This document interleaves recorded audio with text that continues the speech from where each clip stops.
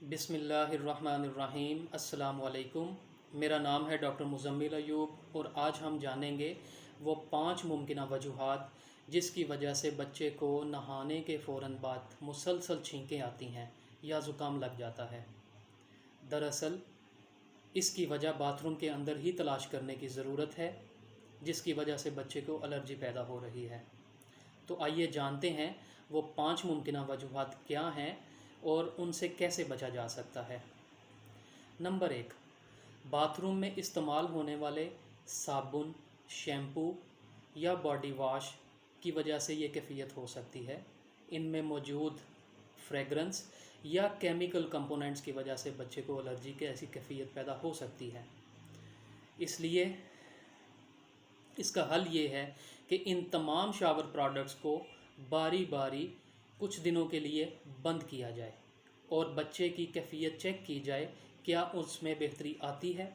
अगर तो बच्चा ये प्रोडक्ट्स बंद करने से बेहतरी की तरफ आ जाता है तो उस शावर प्रोडक्ट को दोबारा इस्तेमाल बिल्कुल नहीं करना चाहिए। इसके अलावा दूसरा हल ये है कि हाइपो एलर्जिक साबुन और शावर प्रोडक्ट्स मार्केट में ईज़िली अवेलेबल हैं, वो भी यूज़ की जा सकती हैं। इसकी दूसरी वजह बाथरूम के डोर मैट्स हो सकते हैं। अगर वो कालीन नुमा हैं या मोटे कपड़े के हैं तो उनमें मौजूद डस्ट ये कैफियत पैदा कर सकती है। इसका बड़ा आसान हल है कि रोज़ाना डोर मैट्स की सफाई करवाई जाए और कम से कम हफ्ते में एक बार उन्हें धुलवा कर धूप में सुखा लिया जाए। तीसरी वजह मुसलसल गीला तौलिया हो सकता है। मुसलसल गीला तौलिया इस्तेमाल करने से ये कैफियत पैदा हो सकती है, इसलिए गीले तौलिए को इस्तेमाल करने के फ़ौरन बाद धूप में सुखा लेना चाहिए।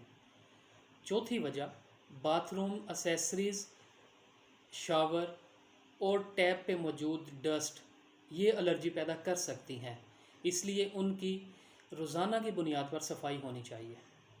पांचवी और आखिरी वजह बाथरूम में मुसलसल नमी हो सकती है, जिसकी वजह से कुछ गंदे जरासीम वहाँ पर ग्रो करते हैं और बच्चे में इस तरह की एलर्जी जैसी कैफियत पैदा कर सकते हैं।